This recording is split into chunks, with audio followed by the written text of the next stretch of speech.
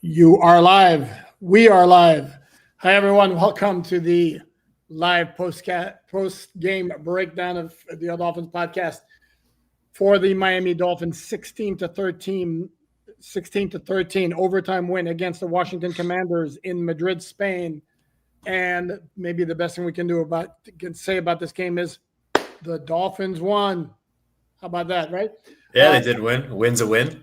Yeah, exactly. Joined us as always on the post-game show by Dante, Collinelli, deputy editor of Miami Dolphins on SI. We're going to break down what we saw and, as always, get through the chat portion of the program, as we like to call it. Before we get into it, my little spiel, promise it'll be 30 seconds. Please like, subscribe, share, comment, all that good stuff. The podcast is available wherever you get your audio podcasts. And last but not least, check out all the written content for free on MiamiDolphinsOnSI.com, where today we had 4 or 5 stories regarding the game and different aspects of the game, including my thoughts on Mike McDaniel's very curious decision to go for the touchdown on 4th and 1 from the 1-yard line in a 13-13 game.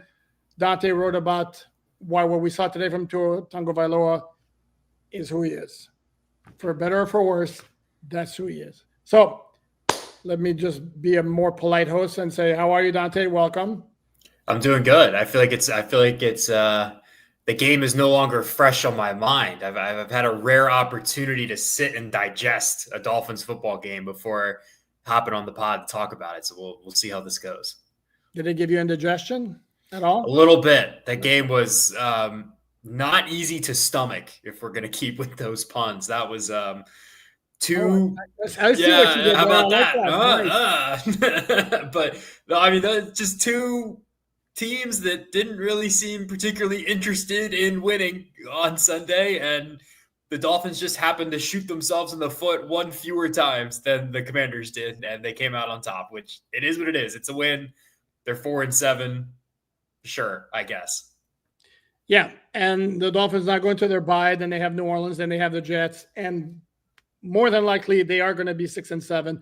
But based on what we saw today, which was a lot different than what we saw against the Buffalo Bills last Sunday, it's still not a good team. The running game is good for the most part. Today it was bad in short yardage, which had not been an issue all season. The passing game is extraordinarily meh because it's usually short to mid-range. And if there's pressure on Tua, and this goes into what he is as a quarterback, he can't escape pressure. There were 3 sacks against him today on 2 of those. I'm going to say a lot of quarterbacks don't get sacked because they avoid the oncoming rusher. That was frustrating. Defensively, a lot more bending today than there had been, a lot more yards, I should say, than they did it maybe the last couple of weeks. Last couple of games. It was not a great effort. And if we're going to be honest about it, they were lucky to leave Madrid with a win. Yeah, I mean, they were. Offensively, I think you run the ball well in between the 20s. You get down into the red zone. You can't run the ball. The passing game has just become so limited. And if you have watched these post-game shows all year, which I hope you have, and if you have, thank you. But you know that I've gone up here for 11 straight weeks and been like, run the football more and blah, blah, blah. Okay, that's great. But like the passing game, obviously I'm fine with the number of passes that they're throwing, but there's just no juice in that passing game, like at all right now. The Dolphins have divulged to, we're just going to throw up bombs into coverage and hope our guy makes a play instead of trying to scheme open some players on some vertical concepts. They're like, we're just going to chuck it up and pray. And you know what? You don't have the facilities for that. And I love Jalen Waddle. Good football player. I think he's a very good wide receiver. It's not his game. Not to his game at quarterback either. And so that passing game doesn't give you a ton. But I don't want to be all negative. The running game looks really, really good. I know that they didn't do too hot in short yardage today, but I think, as you mentioned at the top, a bit of a blip on the radar. They've been very strong in that category throughout the year, so I don't want to get too worked up about that. Not a great performance individually today, but generally speaking, they've been better. And then the rest of the run game has just been incredibly strong. I thought we got a nice Larry Borum game Don't know that I Yes. said that at all this year. That might be the first one. Cole Strange got off to a really good start and then had a not so good second half. So I don't know that he's going to end up grading positively, but it was fun for a couple of drives. But overall, the run game is schemed well. Devon Achane's a star. Ollie Gordon was a high-end contributor today. So offensively, I think it's just a changing of the guard. And I wrote this in the story that I wrote about Tua that you can read for free on the website right now. This is a running football team. That's their identity. They are get downhill, try to win up front, and run the ball. And then Tua manages the game, throws some quick short passes, dices some guys up in the middle of the field, throws a nice bender to Jalen Waddle and let him run after the catch. That's the offense. It's not sustainable. It's the best that this team's going to do at 4-7, and they should lead into it if they're going to make some kind of miracle run, right? And to be the best version of themselves. And I think you got every piece of that pie in this game against the Commanders. Yeah, and the areas, and I know some of the comments are coming of like me not giving credit, whatever. It is what it is. But again, among the breaks the Dolphins caught, they have a field goal kicker on the other side who couldn't make a kick from 50 yards or more. And these are commonplace nowadays. And then you had the muffed punt, which led to this very strange Mike McDaniel decision that we'll go over in a bit. And then you had that same guy, Mike Sanderstil, who was a kid out of Michigan, who I absolutely love coming into the draft. Also should have had a pick on the one deep throw that Tua had. It was into double coverage, and Sanderstil smelled it the entire way, almost like he was running the route coming across the field, and Waddle didn't get a hand on it. That was a clean drop by Sanderstil. And that drive, unless my memory fails, ended in a Dolphin field goal. So they certainly caught a break there. Yes, they caught a bad break when the officials threw an absolutely atrocious flag against Jack Jones on the DPI. That was absolutely brutal without question. And then, okay, so let's attack it. So this was not a fabulous performance against a really mediocre Washington team. And I'll give you another break. This will bounce off the Mike McDaniel decision, but Washington, after getting the ball back at the 3-yard line, got 2 long completions, 28 yards to Deebo Samuel, 25 yards to Jacoby Jones. They're now at the Dolphins' 40-yard line, 50 seconds left. Mind you, this is after the Dolphins called 2 timeouts because going for the touchdown instead of taking the lead wasn't egregious enough. Now you're calling timeouts when Washington has the ball with no timeouts left because you're thinking you're going to get a stop and get the ball back. In the meantime, you're helping their drive. Anyway, I digress. It's like 55 seconds left. It's 1st and 10 from the Dolphins 40. Washington calls an inside handoff to Jeremy McNichols. What? That gained 2 yards. The next time they snapped the ball, there was 25 seconds left. They basically burned 30 seconds for a 2-yard gain on an inside run, which was complete. If I'm covering Washington, I'm going nuclear on that. What the absolute hell? But it helped the Dolphins because then Washington was reduced to 2 passes, one to our friend Robbie Chosen that almost was picked off, and then that chuck down the field where Minka had good coverage. Where, I'm going to say it. Yeah, a lot of the contact that was there, a lot of those times that's going to draw a flag. Yeah. That's one of those where, like, I personally don't think it's pass interference, but they've called that pass interference a lot over the years. Yep. So, like, I don't know if you call that a break or good luck, whatever you want to call it. Like, when the play happened live, I was like, oh, that's going to be a flag. I don't think it's pass interference. Me personally, I don't think that's pass interference. And I'm happy the refs didn't because that I think would be a really soft call, but they call it like that a lot. So it's a good point by you. And I'll make another point, and you tell me I'm wrong here.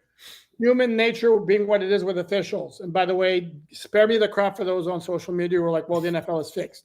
But human nature being what it is, when you make an egregious bad call against a team, human nature is to find a way to somehow subconsciously, subtly kind of correct it a little bit. And I am going to say, if the Dolphins don't get that bad call against Jack Jones earlier in the game, that flag against Minka goes out. That was your obligatory, typical makeup call. There's your what if for the game, right? What if they call PI there? Probably lose. Without question. Yeah. Okay, so if you watch the game, more than likely you're familiar with the circumstances. And Dante, I want your take on it. For those who are not, Dolphins, after the recovery of the muff punt by Ethan Bonner, get down to a first and goal from the 6-yard line. It's now 4th and 1, minute 55 left. Minute 44 left. Yep. Washington out of timeouts, 13-13 score. Mike McDaniel said, hell with it, I want the touchdown. Handoff to Ollie Gordon, gets tackled for a 2-yard loss. My take is, what the hell are you doing not just taking the lead? Go ahead, Dante. So I tweeted this when it happened. I would have kicked the field goal. And this is coming from somebody who is incredibly aggressive. I hate the buzzword analytics thing. But I very much tend to go with that side of the coin. I'm very aggressive. I like going for it on 4th down in situations where maybe conventional wisdom says not to. To me, this was less about playing the analytics and looking at the type of game that this has been. And I think this is where you have the ability to have your analytics and also have the football sense. I think so much of the negative conversations around analytics are because of decisions like the one that Mike McDaniel made, which are typically very rare. You don't see a ton of coaches typically do that. They usually do the opposite, where they make the cowardly decision instead of the over aggressive decision. So I would have kicked the field goal because Washington's bad. And generally speaking, I have been able to contain them from scoring points in this game. Have I done an ideal job? No, I haven't. And look, I'll play devil's advocate with myself here for a second. I understand Mike sitting there and going, if we don't get this, they get the ball at the 2 and we'll get a 3 and out. And then they have to kick back to us because we still have timeouts, and then we can get another field goal attempt. I understand where his head's at, right? It's not like I don't get it. I do. I just think it's a bad decision. And it's not one that I just don't think was in line with the type of football game that you were playing. If you're playing against the Buffalo Bills and the score is 35-33 or whatever it ends up being, you need a touchdown. And you're like, you know what? Josh Allen's on the other side. I'm not giving this dude a chance. We're going for it, and we're going to go win the damn football game. Sign me up. I'm in. Let's go. I'm in there. Marcus Mariota's on the other side. Okay? He's throwing the ball to Zach Ertz, who, God bless his soul, is 36 years old, can't run no more. His best receiver is Deebo Samuel, who's not really doing a ton for you. Take the points, take the lead. You almost lost anyway because your defense is bad. It's a tough one for me because analytically I understand, and I don't know what the model said. I know that ESPN said it was a go, but I don't love their 4th down model. I checked one that I like a lot that did not have it up.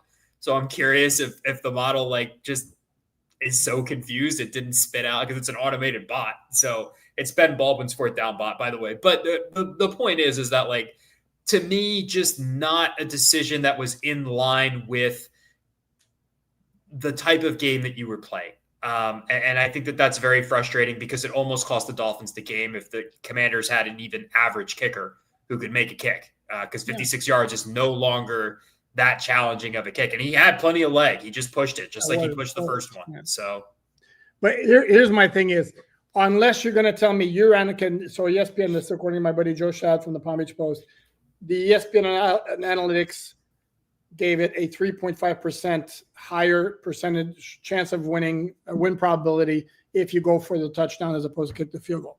My problem is, okay, your analytics, I am going to guess, is based on every single solitary situation like that with the same time, same number of timeouts, same yard, I know that. It does not take into account what players are playing, the way the game has gone, like you mentioned. I'm sorry, but the analytics, the percentage should not be the same, as you mentioned, if it's Josh Allen or if it's Marcus Mariota minus Terry McLaurin. So, and in this case, to me, it's and the worst that happens, if you kick the field goal, we're going to assume Riley Patterson makes it. It takes a touchdown. It takes a touchdown to beat you. Whereas you go for it and don't get it, then you lose with a field goal, and they should have lost with a field goal. So I thought it was brutal. Calling timeouts when you don't have a stop, the defensive stop, to me was adding on to the brutality of the decision making. But again, it wound up working out in their favor. And the Dolphins wound up winning the game. Quick, just round up for those who haven't been watching it as when we started this. Denver was putting the finishing touches on the 1916 win against the Kansas City Chiefs. And for the love of God, Nick, right now, who I think is a good commentator, will he shut up about the Chiefs and being the team to beat in the AFC for 2 seconds, considering they're 5-5? And can we stop with Mahomes being in the MVP conversation? That team is 5-5. Okay, my Chiefs fatigue syndrome rant is over. Elsewhere in the and so this is good for the Dolphins because if you're the Dolphins and you're looking at playoff possibility, and yes, we're going to do that. Yeah, I know. Slap your face down. You shouldn't do that, especially considering I'm saying the Dolphins are not a good team, but they'll still be 6-7 after 2 more games, and we will look at those standings in the AFC. You want a lot of teams with really good records to bring the rest of the field down to the Dolphins. So. All right. Let's do an exercise real quick off of this playoff. I just pulled up the playoff picture on NFL.com. What is the percentage chance that they have the Dolphins make the playoffs? 4.7. 1. Okay. It's a 1% chance. They're currently 11th. They're behind the Ravens, who I think beat Cleveland. So they're beat Cleveland and Shedeur Sanders' NFL debut, for those who were clamoring for that. Not great. No. The Texans are 5-5 now. They're also ahead of the Dolphins. The Chiefs are still ahead of the Dolphins at 5-5. The Jaguars went to 6-4 today. The Chargers are 7-4. The Bills are 7-3. And then you have the Steelers, Broncos, Colts, Patriots all leading their division. It is a tough, not happening, but we're still going to talk about it. Tough climb, but we still will talk about it, of course. They're technically not out. You're telling me there's a chance, 1%. Again, to me, until the time comes, there'll be so much time after they're mathematically eliminated until either they make changes. Spoiler alert, they're not making major changes. And if you guys don't believe me, read all across national media. I've been saying this for a bit. Brace yourselves for the idea that Mike McDaniel will be back as the head coach in 2026. Ian Rappaport's kind of hinted that way. The Dolphins do not want to make a head coaching change. Stephen Ross really likes Mike McDaniel. And I also don't think they're moving on from Tua.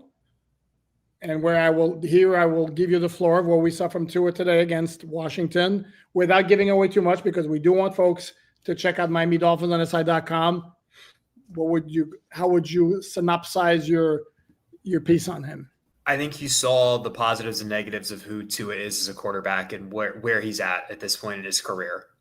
He's not the same quarterback that he was even, I would say, in 2022 and 2023. It's different. He does not have the facilities to beat defenses in the way that defenses are playing the Dolphins right now, at least in the sense that he can be this dynamic, transcendent player. And so you can go to the story and read about the areas in which I think he's playing well. And I give him a ton of credit for the things that he does well. And I actually think that for this version of the Dolphins, this is an okay version of Tua to have. The question that I have is, how sustainable is this? How much does this affect your future? Is this something that you can roll with next year?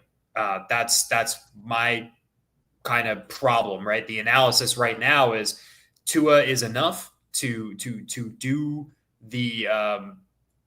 what this team needs if they can run the ball and play opportunistic defense and create some turnovers and have some weird things happen. That's the formula for this team. That's the team that they have right now. And I think you saw the stuff that Tua does well and the things that he can't do as far as arm talent and mobility and blah, blah, blah. But that's pretty much been where he's at forever, really. I don't know that my opinion on Tua hasn't changed a ton. So it is what it is, but I think you got both ends of the spectrum today. And if he can keep the ball out of the other team's hands and he's still accurate and can distribute the ball to Devon Achane and Jalen Waddle, and we go over all that in the piece, the Dolphins can at least be somewhat successful as long as they have the running game to support him and a decent defense. Yeah, and his numbers were good. I mean, in terms of the completion percentage, it was 14 for 20, and that includes 2 bad drops by Jalen Waddle. Yeah, so you look at my bad on that one. I wrote a whole story this week about how he's good at catching the ball now, and he dropped 2 passes. That's my fault. That's my fault. It's on me.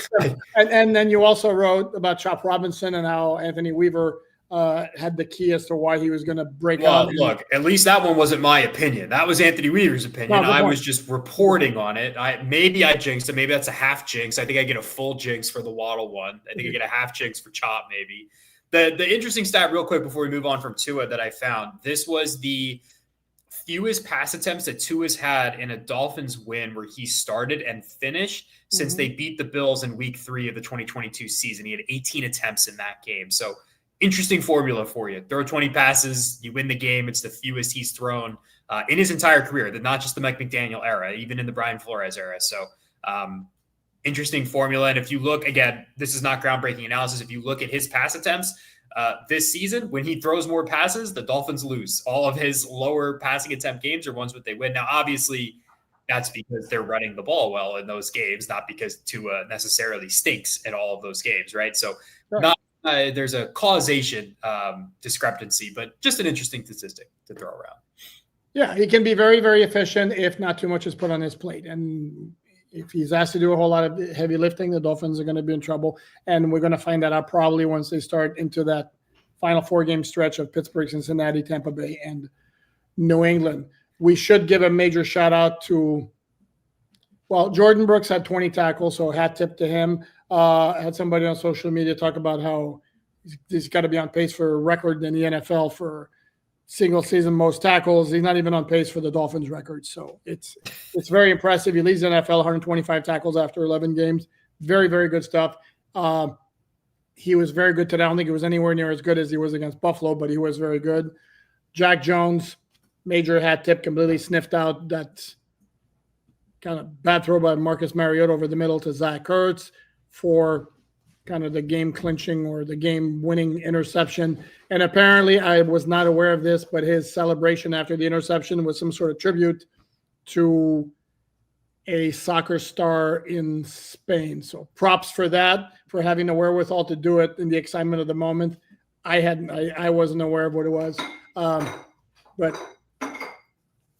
this was very good. And if you saw the post-game locker room scene where Mike McDaniel was handing out game balls, and for those wondering, Brooks had one, Riley Patterson got one. Oh, I'm going to forget, aren't I? Jack Jones had one. There's another player had one, but I forget. Probably H.N., right? Micah Fitzpatrick. H.N. H.N. game ball? And Mike McDaniel and Jack Jones got one, and Mike McDaniel did his Jack Jones, and all the team started chanting Jack Jones. Oh, and I want to go back. The other part is Chop Robinson. There was one play to me that encapsulated the issue with him. It was a 17-yard gain by Chris Rodriguez to the left side of the offensive formation, and Chop had the right edge on the play, and he just dove inside immediately, completely left that wide open. How about the almost safety? That was that was good. Yeah, it was a good rep. So I saw him flash, right? Like I feel like there were so many plays where I looked up and it's like, oh, Chop beat that guy off the line. We're just not getting there. We're not finishing. And even because they converted on the following play, and I remember thinking, oh, Chop won off the line, and the right tackle just like pushed him along the pocket, and Marcus Mariota just stepped up and threw it right to the running back. And I was like, that's kind of what it's been like this year for Chop, man. He's got to figure out some type of move that is not I'm faster than you. That there needs to be some kind of inside counter, a spin, something with his hands, a club rip, like something, man. Like we got to get something going besides I'm just trying to run past the tackle that I'm next to, because it's too predictable, and it's very hit or miss, because if guys do block it, you're out of the play. Like you're gone. You're off screen whenever stuff is happening. So but I thought the rush on the safety was almost safety was nice at least. So not all bad for Chop, but definitely not the performance that you want to see from him.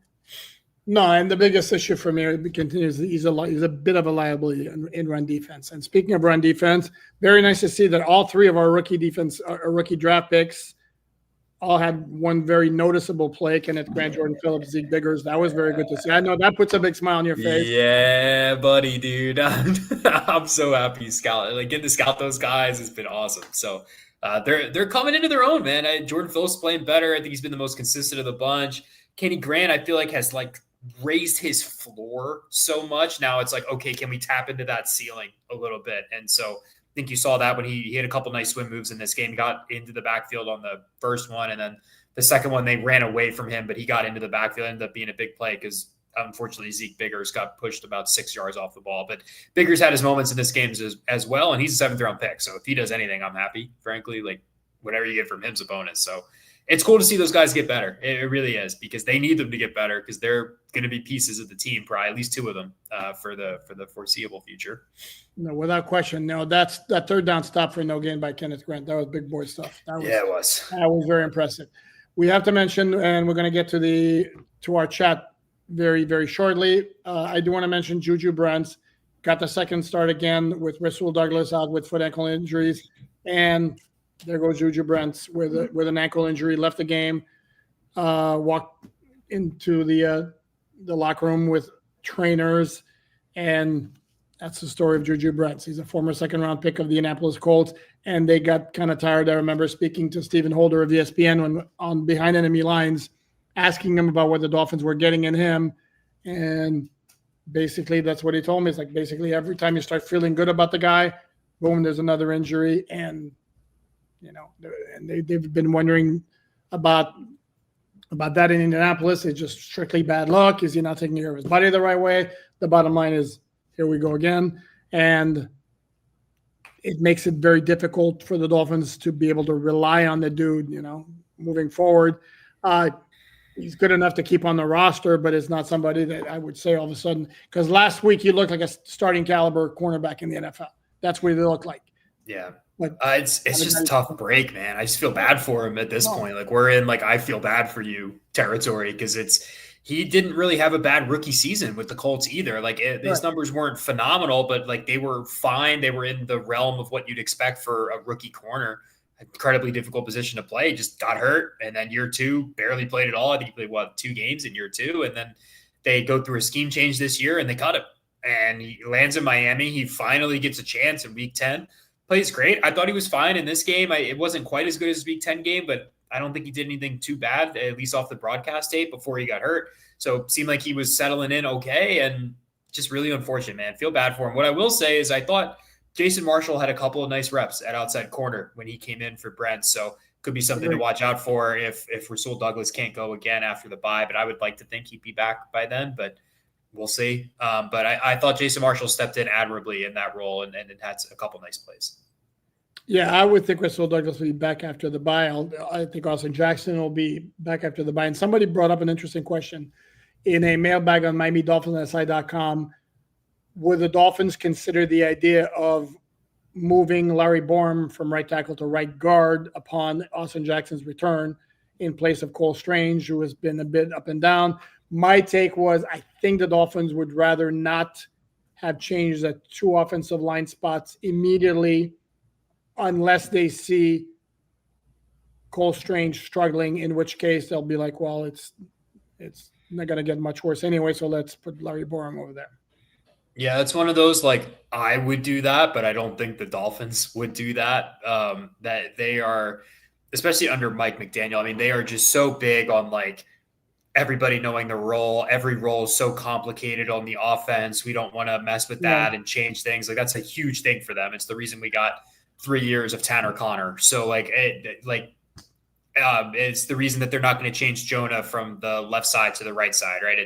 They're very consistent with that. So I'd be pretty surprised if they made that change. I do think it would be interesting if you are looking for a low value re-sign. I actually think Larry Borom as a 6th or 7th offensive lineman is fine. So maybe that's a future plan that you have, in my opinion. But I would be surprised if they did that in the middle of the season. No, I would too. Again, unless it got really bad with Cole Strange. But no, I agree. But it would be nice if James Daniels got back at some point. There is no timetable. We don't know. And last, before we hit the chat, yes, Greg Dulcich is a major upgrade over Tanner Connor. Signed, Captain Obvious. Yeah. Okay, we are onto the chat. Why is it not showing up over here? Hold on. I got to take care of the people who take care of us. So we're going to start with SoCal Games and Collectibles 50. Sir, thank you very much for the donation. It is very much appreciated. Thank you both for your hard work and coverage of the team. Salute from SoCal. Even with a positive finish to the season, do you think it's time to get off the hamster wheel and rebuild this franchise? Why don't you tackle that one first, Dante? Man, I've been trying to blow it up since week 4. I'm ready to get off the hamster wheel. If I was the owner of the team, everybody would have been gone in like week 5.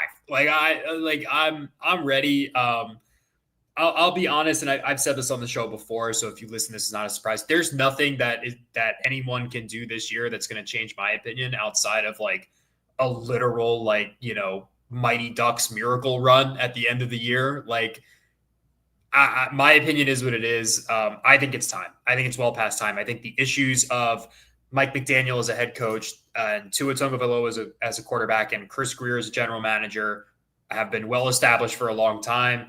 Chris Grier is already gone. I don't know that you have to necessarily get Tua off the team, but I think you need another player in that room who's a real competition, whether that's a first-round pick or a third-round pick or a free agent, whatever it looks like. And then for me, I like Mike, think he's a nice dude, think he has some positives. I've seen enough. My evaluation on him as a head coach is complete, at least in my mind. So for me, yeah, it's time to get off the hamster wheel. But I also agree with you. I don't know that that's going to be the situation that the Dolphins feel like they're in. I think they'll probably disagree with me on that by the end of the year. Yeah. There's nothing that's happened. And the fact that they won today, even however ugly they won, is only to me another argument for Stephen Ross to run it back with McDaniel, Tua, and with Champ GM. And I feel so strongly in my belief that that's going to be the case that I have a hard time like wrapping my head of what would I do. Yeah, you're not winning the Super Bowl, I don't think, with this combination.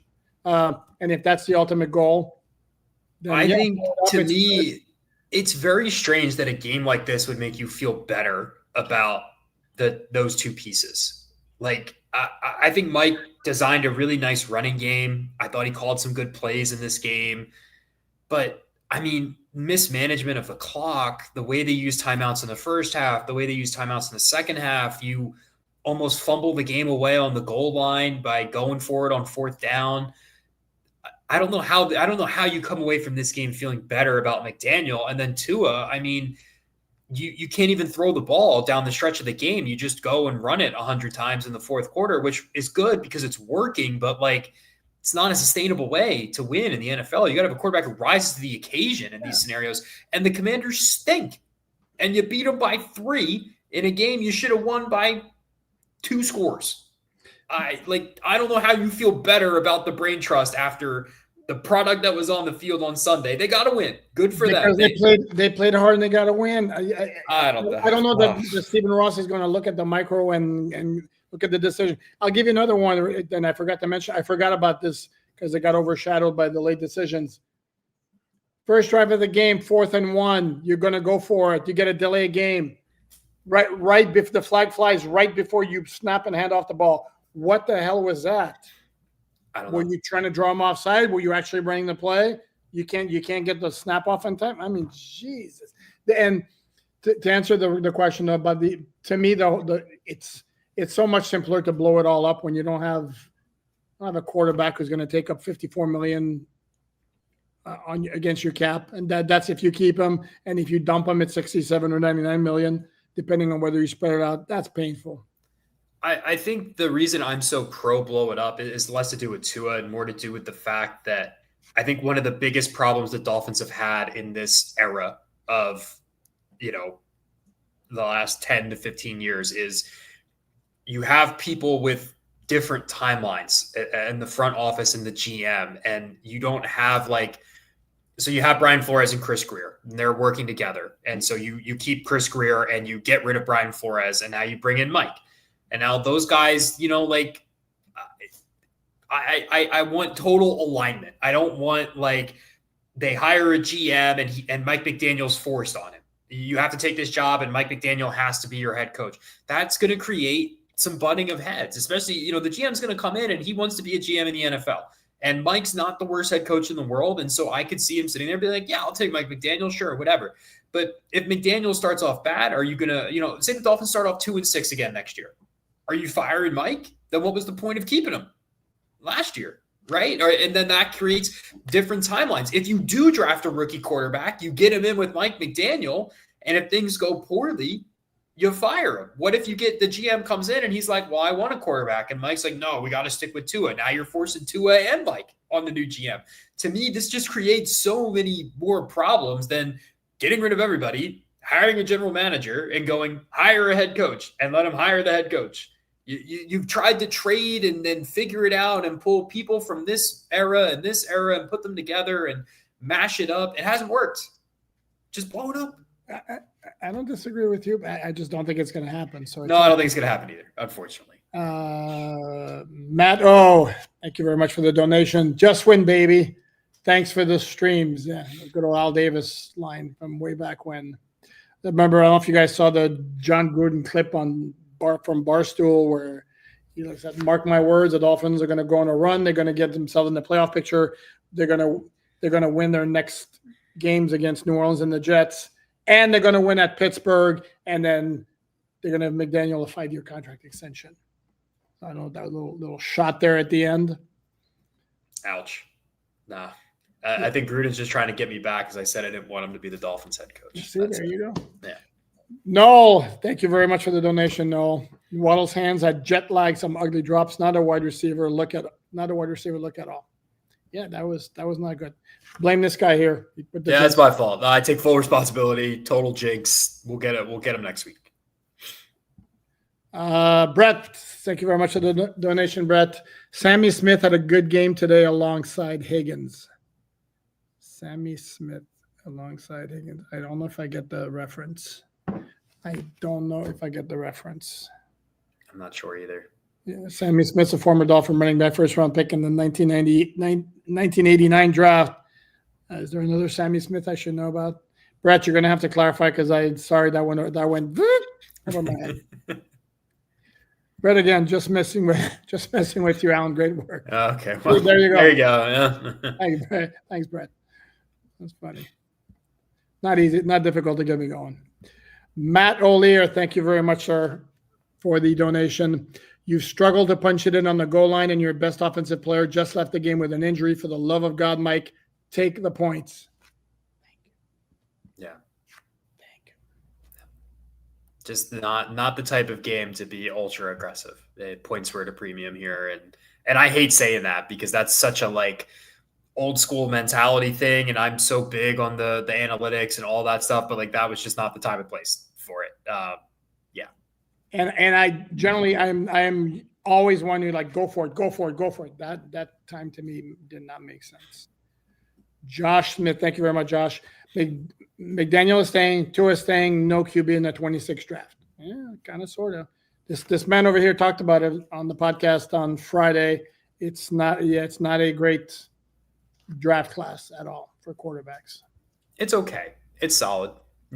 We'll see. It's tough because we don't know who's going to be in it. If a few guys, if Dante Moore is in it and, Lenora Sellers is in it and these other guys in it, I think there's some talent for sure, but I don't know that it's tank for the number 1 overall pick quality, right? I think there are some good players, but I don't know that you have to force it this year, which you should go listen to the podcast. We went in depth on all that draft stuff. It was pretty good. No more tanking. We don't like the tanking. Birthday Salami, thank you very much, sir. Much appreciated. Love 20, but so painful watching him cover. Jordan Brooks is not a great coverage linebacker. That's not his forte, but you can't argue about the fact that dude makes a lot of plays. And by the way, for those who keep wondering why Willie Gay Jr. does not get more playing time, there was a glaring example today where he just got wiped out by Zach Ertz. Yeah. On a play that resulted in a long gain where you should not get you're going to get blocked by a tight end. It's going to happen, but he got obliterated. That was just a really bad look. Yeah. Yes, no, maybe. Yeah, no, I mean, that's always been his thing, right? Even when he was with Kansas City, the whole thing was we need to keep him clean and let him run sideline to sideline. If blockers get into his chest, it's the rep's over. He's that's always been who he is. And so that's why he's not on the field. And I understand why the Dolphins feel like they can't put him on the field. And honestly, I'm okay with it, given the way the defense has performed in recent weeks. Early in the year, my frustration was with, hey, why don't you try something different because you're so bad? But I think you've stabilized things enough now where I'm okay with Willie Gay not getting on the field a ton. I'm trying to remember the play. There was a long Mariota run. And that long run was the biggest reason the Dolphins wound up giving up like 170 yards of on the ground, which is a big jump from what they'd given up. This is funny, actually. Pee Wee Herman could have coached a better game. That's funny. Should I do my Pee Wee Herman impression real quick? I'm sorry. I'm not sorry. Okay, sorry. Okay. That's funny. I don't do the dorky Pee Wee. I Man. just do the sorry thing. Okay. Michael. Hi, Alain, Dante. Thank you for the great show. Thank you, Michael.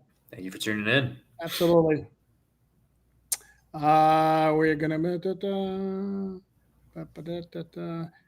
Andreas, first time on a live. Welcome aboard. Thank you for joining us. Black ball, the Dolphins get the TD. He's a genius. All worked out. I disagree. I still would have told you I didn't like the call. Yeah, me too. I don't play that. Yeah, I don't play. That's too easy to do. I don't do that. No. Toby, put your pictures side by side. I have no idea. If you're watching, I believe, if you're watching on a mobile device, you're gonna have me on top. Yeah, you're up top on mobile. That's how it goes. I don't control this. I'm not nearly technically savvy enough to determine that. I would be on the bottom. I don't care. I'm sure that's going to sound that. Andres said that we had a come down game after beating the Bills, but we still won an OL. Yeah. Maybe you're not wrong. Maybe they were flat. True Blazer says Mike has to go. Problem is the only person whose opinion really matters doesn't think so, because that person really, really likes Mike McDaniel. Okay, so here's a question for you, since the chat doesn't have a ton right now then. What would have to happen to change Stephen Ross's opinion? Well, like how many games do they have to lose, right? Like what if they come out of the bye and they lose to the Saints? Non-competitive game. Saints win by 14. Dolphins finish with like 5 or 6 wins. Maybe more so if they completely flop in the two, like not competitive flop in the 2 primetime games coming up, assuming that the Cincinnati game doesn't get flexed out. And I still think it will get flexed out, particularly with the Bengals losing today against the Steelers to go to 3-7. Yeah. 3-7. I don't know that.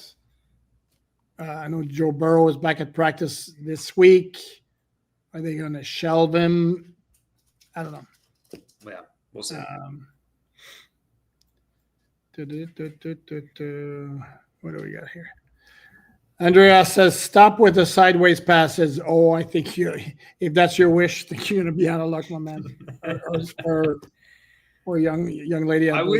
I wish they didn't do it so often after they have an explosive play. Like I can't prove it yet. I'd have to go through like hours of tape to figure it out. But I feel like every time they get like an explosive play, the next play is like a jet pass or a screen of some kind. And I'm just like, dude, you just had an explosive play. Call another one. Call another real play. Like, and they do that all the time, and it bothers the hell out of me.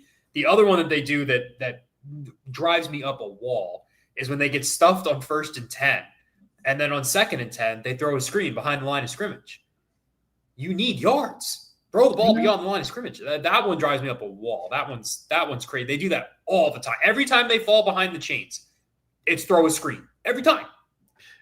Yeah, and a lot of H-Han's running, not a lot, but some of H-Han's running yardage invariably will be like those backward passes, which count on the stat book as a run. I mean, they had the one that he should have got tackled behind the line for like a 5-yard loss, and he turned into a great play by H-Han. Oh, it's a great play by H-Han, but like, what are we doing? You just drove right down the field. You're running the ball down their throats, and you're like, oh, let's throw a ball 5 yards beyond the line of scrimmage. Why? Yep. For what reason? That went in the books as a 9-yard run, but that was absolutely spectacular. Yeah, great play by H-Han. Props to him. He did that a couple times. Okay, Brett's explaining it. Steve's Sammy Smith / Higgins. I believe, Brett, you mean Mark Higgs, correct? Equals Ollie Gordon to Devon H-Han's a 1990 joke. It's Mark Higgs. That's why you threw me off. There we go. Something like that. T. Higgins on the 1990 Dolphins. There you go. Gruden is on board with my silly 1990 theory. LOL. See, John Gruden's a what? Yeah, that thing has sailed again because again, Brett, they were 12-4 in 1990. They weren't like. Yeah, I have to add a few more games to the season. Yeah. Jim, thank you very much for the donation. Very much appreciated. Let's see what we got here. There you go. So, the sideways succeed maybe 10% of the time, but they still continue with that. We didn't do much in Buffalo. Okay.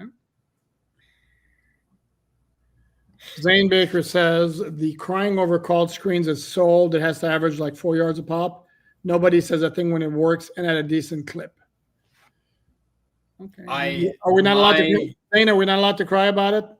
I love screens. Screens are awesome. The Dolphins call screens when they can't, when they should not. It is not the number of screens that bothers me. It is when the screens are called that upsets me. Because they called a great screen later in the game. They called an arrow screen in the red zone, and Devon Achane almost scored. They ended up getting stuffed on the ensuing play, but they have great screen game. Devon Achane's awesome in the screen game. I don't want them to call necessarily fewer screens. I want them to call screens when it's not so predictable that they're going to call a screen, if that makes sense. Because I know almost every time when they're going to call a screen, because it's when they fall behind the chains, because they have a negative run or a penalty, they immediately call a screen. Or when they have a super big play, they call a screen. Enough. Because they have a good screen game. They do. But well, not only that, it's a good way to get the ball in Achane's hands. And I'm going to use a phrase that I think is so silly, but in space. But it's actually true because you're throwing it to him like near the sideline, and he is so dynamic in the open field that I don't mind it. To me, every once in a while though, they just overdo it. That's all. But Zane, by the way, we love you too, buddy. Matt Saunders, I'm going to complain too much about 165 on the ground and 170 through the air. That's how it goes when all you have are Achane and Waddle. I thought the ground game was great. I said at the top of the show, I thought it was great. They've been so creative. I am beyond overjoyed with the 6 offensive line usage, and the tight end usage has gotten so much better in recent weeks. And I think it's awesome. These jumbo packages, these big formations, and they beat the hell out of the Commanders up front, except when they got into the red zone and in short yardage situations, which is unfortunate. But generally speaking, I think the Dolphins' run game is awesome. I think it's really good. It's diverse. It's creative. They have implemented some really, really nice counters. They just had a really, really bad day on key downs on Sunday, which is important, no doubt. But they've been good at that the rest of the year. So I have hope that they can put it together over the bye week. It's kind of crazy, though, the thing that they came into this game having scored a touchdown in every single goal-to-go situation this season. They were 1 for 3 today. That's pretty wild. Maybe Brett, the broadcast jinxed them. Yep. Brett, thank you very much again for the donation. Would McDaniel accept a demotion to OC? Probably not. You are correct. Probably not. That's the only one I remember but I think there was a year gap. This idea of going from a head coach to being a coordinator of the same team is Vance Joseph in Denver. But unless my memory fails me, there was a gap, and he came back like after a year away to become DC, and now he's back to being a hot head coach candidate. And because that defense is really good. I do think Mike will be successful if he gets another shot at a head coaching job or if he becomes an offensive coordinator. I do. I think Mike has a lot of really good traits. I think at a certain point, though, like there is so much noise in the scenario where he's at here. Like, I think he needs a reset. I think he needs to change the scenery if it's going to be raising his level, right? Because he's got to raise his level. You know, as much as there are so many things that I like about Mike, it hasn't been good enough in Miami. It just hasn't. And I don't think that's going to change here. But I don't know. I think him as an OC would be great, but it won't happen. My pocket potato. That's an interesting handle.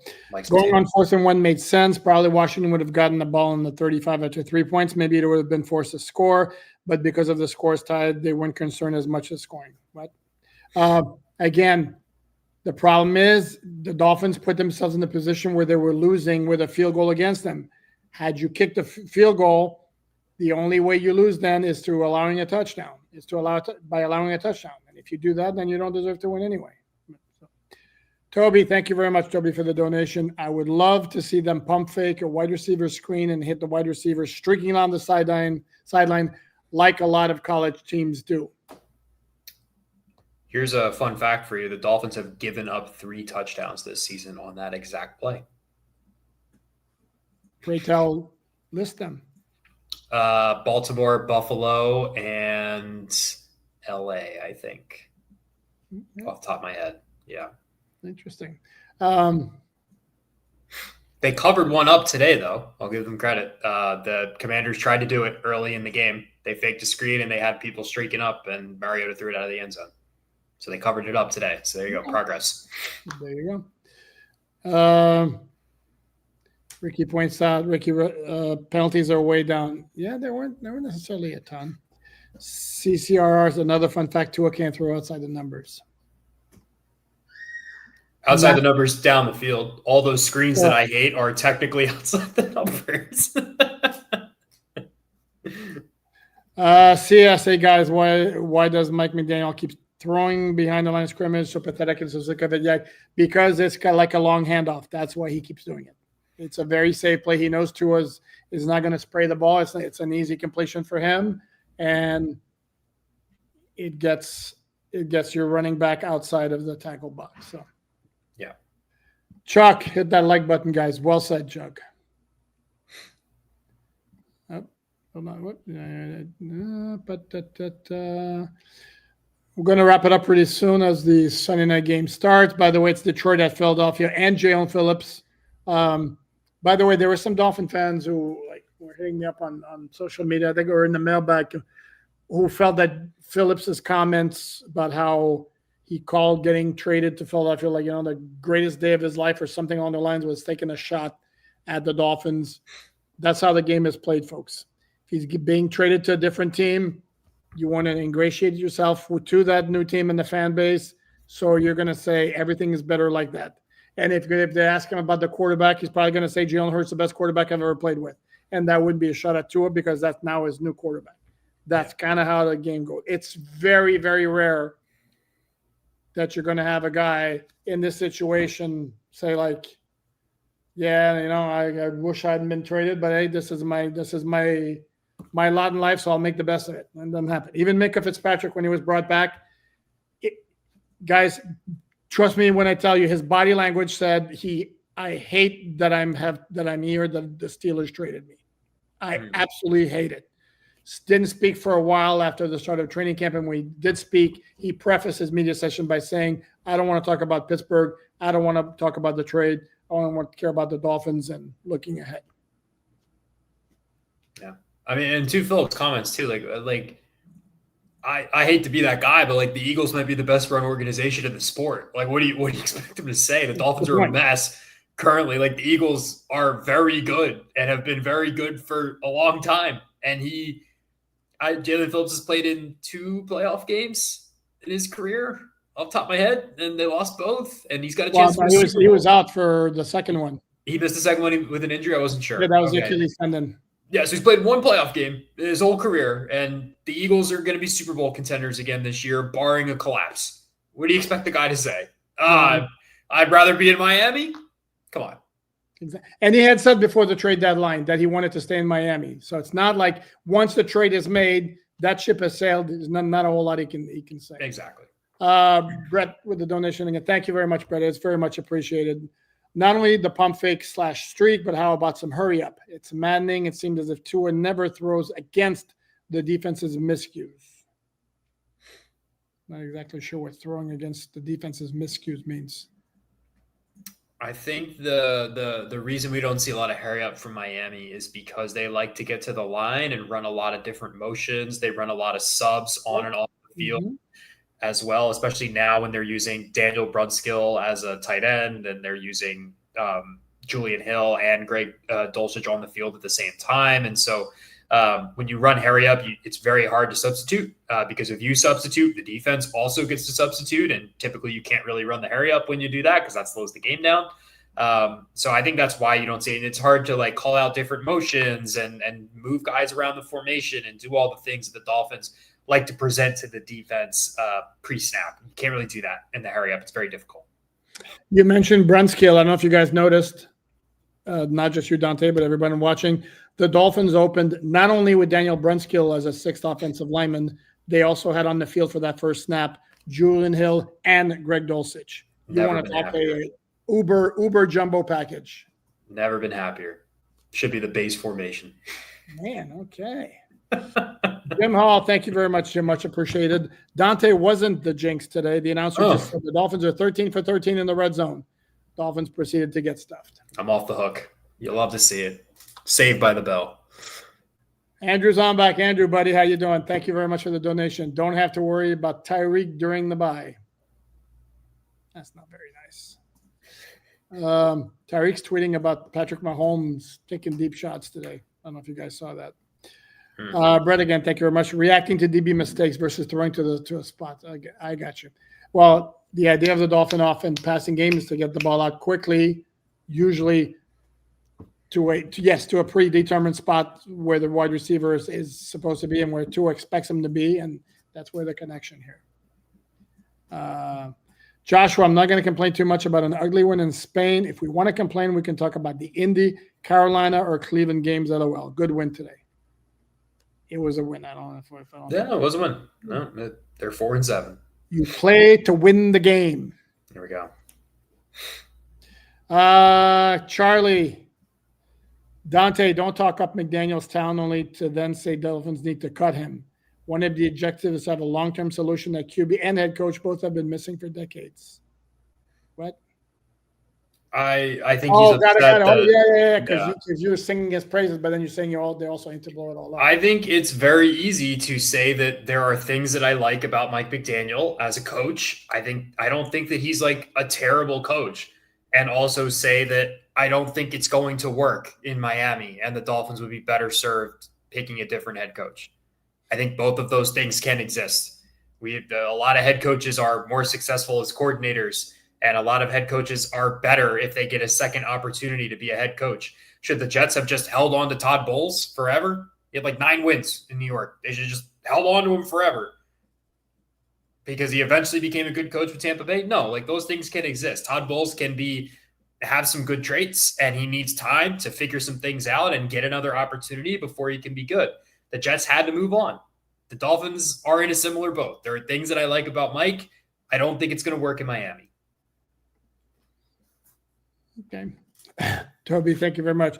I had as many targets as NWI did. Shake my head. I believe you did. I don't think he was targeted once. Let me double check. I have the game book here in front of me. Can't think of one. Nope. Was not targeted once. How many different receivers got targets today? Wide receivers, not tight ends, not running backs, receivers. What's your guess? 2. You are correct. Yeah. Malik Washington, Jalen Waddle. That's it. Yeah, not great. No, not great. And here's the thing: is I know McDaniel likes his wide receivers to chip in the running game with their blocking, and I think that's what he's praised NWI for. I believe that's part of the reason he brought back Cedric Wilson Jr., who had to be signed off the New Orleans Saints practice squad, who has made a microscopic contribution. And it's the same thing right now with Andre Carter, too, who the Dolphins signed off the Detroit Lions practice squad. Still to my surprise, because I thought Quentin Bell would get the nod, but I guess they see something perhaps for the future. I don't know. You know what? That's going to wrap it up. We're closing in on just about an hour. That's going to do it. Guys, thanks again so much for joining us on this Sunday evening. I'm going to go set up and watch this Sunday night game between the Lions and the Eagles. Go Lions, because I have a little bit of Eagles fatigue. Not quite as severe as my Chiefs fatigue syndrome, which really, really is acute. And I love the fact that they're 5-5. But I have a little bit of Eagles fatigue syndrome as well. Enough of those two teams already, please. So go Lions. more importantly, go Dolphins. Big win today. Or a win, 16-13 in overtime against the Washington Commanders. We'll be back here tomorrow. Probably talk a little bit more about the game and the big picture. Thanks again for tuning in and joining us. He is Dante Collinelli, deputy editor of Miami Dolphins on SI.com. Check out his fine written content for free on their website at Miami Dolphins on SI.com. Please like, comment, subscribe, share all that good stuff, and get the audio version of the podcast wherever you get your audio podcast. On that note, thanks everyone.